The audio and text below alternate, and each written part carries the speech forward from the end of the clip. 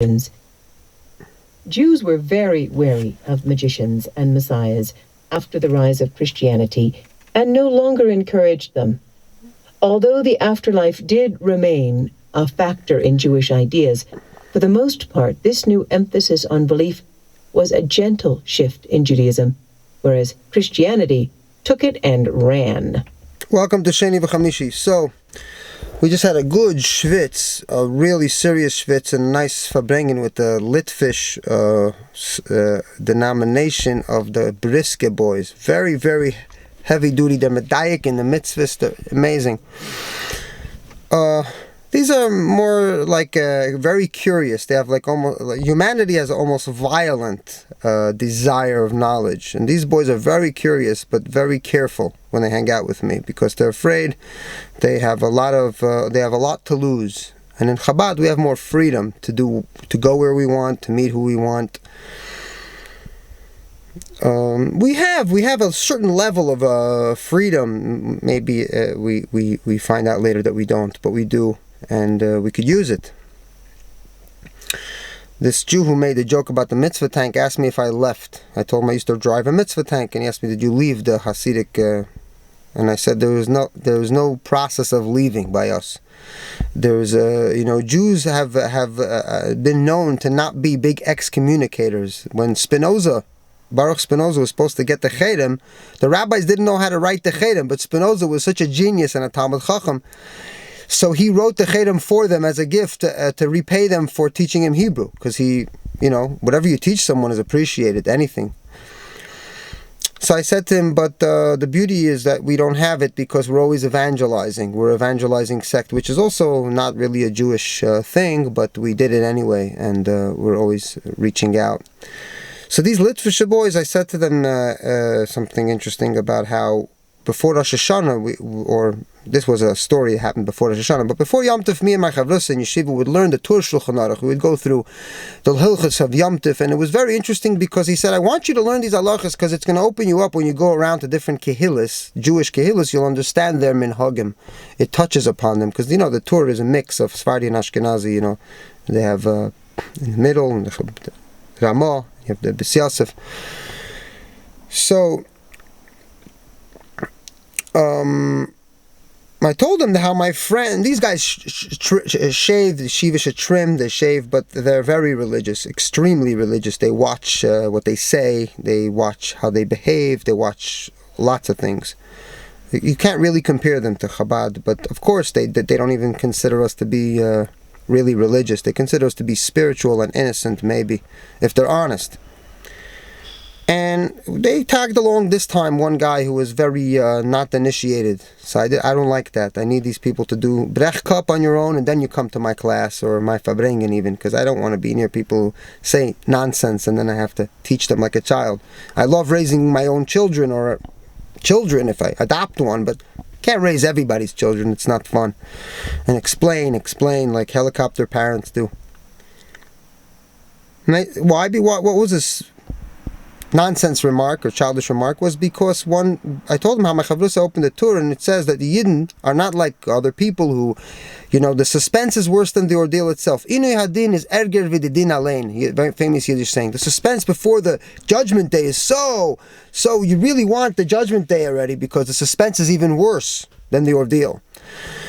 So the Jews are not so worried about it because they get dressed nicely in white clothing and they shave their beards. Not something usual, not so much in character with someone who's scared and worried. And then I said, it was interesting, my Chavrus said, it's good that we learn the Tur Shulchan Aruch. We know about Judaism. We learn about Jews and Judaism because we're Chabad. We're a little bit secluded.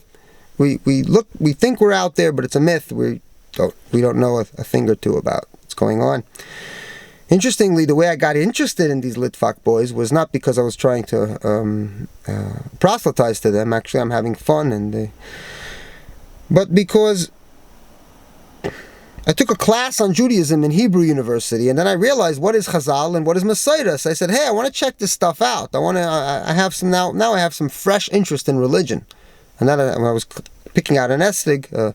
They were really careful with it, and I was talking to them, and then they said, "Hey, we want to meet you," and they never met me. And a year later, again, we met, and that's how we became friends. One guy tells his friend, and became friends, and I enjoyed the time with them. And one of the boys said to me, he reminded me of the Rosh in L.A. He said, "Kofer, he's a kofer. Everyone's a kofer by them." I said, "No, he's not a kofer. He's a magician. A magician is not a good thing by Chazal. The guy is selling magic like a Rebbe." We're talking about the guy from Malta. They have a new Rebbe in Malta with these fancy red velvet sexy shoes, and the guy dresses like a 17th century king or prince. And he goes to Israel, and people with white shirts and black pants, Charedim, so to speak, come to him for blessings, and he moves his hands. Unlike the Lubavitcher Rebbe, this guy actually does some natural movement in the world to actually do it. And speaking about that, we're going to get to something interesting. So the boy mentions that he's a kaifer. I say he's not. He's an Amar. It's from Malta, and he's selling magic. And you believe it? Give him money. He's looking for believers, just like highway robbers are looking for people who are traveling. And then the boy asks me, "Why is my chavrusa still Chabad?" My chavrusa is teaching now in Crown Heights. He's doing these big classes and stuff for everybody to be mechazik Torah, and it's like off koilel type where people are not in koilel could come class. So he asked me, "Why is your chavrusa still Chabad?" I'm like, "What kind of dumb question is that?" He's asking me, like, if he knew that there's Klal Yisrael, so why didn't he go for it? Like, kind of like that. And I looked at him, I'm like, he's got a shidduch, he's got a family, he's got a life, his roots are there. Where's he going to go? What kind of dumb question is it? And Chabad is pretty good. We have what you have. It's just that we're missing a little bit of certain ikrim. So we're watching the Hakhel in Crown Heights, and Shimi Weinbaum gets up, and he's like, "The weathercast said that it's going to rain, and look what the Rebbe did." And they laughed. They're like, we heard about it, now we see it. Really. And I said to them, Rabbi Minkwitz came from Montreal and verbring with the Bachrim in Erlachana Chabad in Los Angeles, and he said to them that the Rebbe never claimed to be doing magic. He always said, it's the Rebbeinu Shalom, everything is the Rebbeinu Shalom. The question is, why were they waiting in line by the Rebbe to talk to the Rebbeinu Shalom? So there's also theology to answer that. I mean, doesn't take much to answer a believer. A believer doesn't need answers. So I thought, like, wow, I laughed to them, and I said, if the last nail in the coffin of destroying any chance of Afatzas Hamayanis by any Ben Torah that's a Yiddish Shamayim, the Yiddish Shamayim in the Mir and the Brisk and Lakewood and these yeshivas and the Chassiduss yeshivas, if there's any chance of getting them, so Shimi Weinbaum with his nonsense put the last nail in the coffin, and he made room for another nail. There's nothing wrong with having wackos like that. Shimi Weinbaum used to believe in God. He used to believe in the Yiddish Hebrew sky God. I used to remember see him davening in 770, and he was fresh out of London. He came from London to Crown Heights after Chav Zayin Adar, and there was no Fabrengens in 770, so there was more space and time. So people, you see him over there, Uviyodecha koyach ugvuda, Uviyodecha legadei lechazek lakoy, and he would daven with kavana, and I would watch him, and I would envy and look up to them and aspire to be like these mystics and self-denial, self-torture people.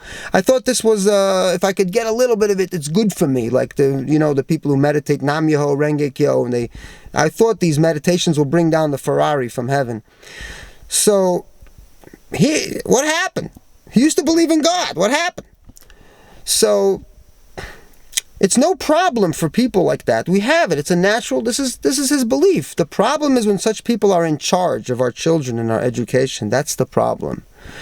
Every society has wackos, but once those wackos shift, like in Iran before the revolution, everything was beautiful. There were some problems. The Shah wasn't perfect, torture and all that. But once the wackos and the religious ayatollahs go to the top and they're in charge, the whole country is screwed. They own the country, basically.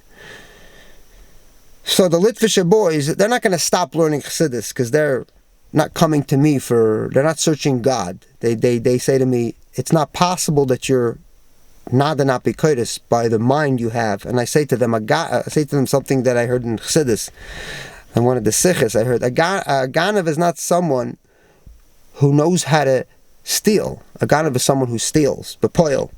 A lamdan is not someone who knows how to learn, or someone who learns bepoil.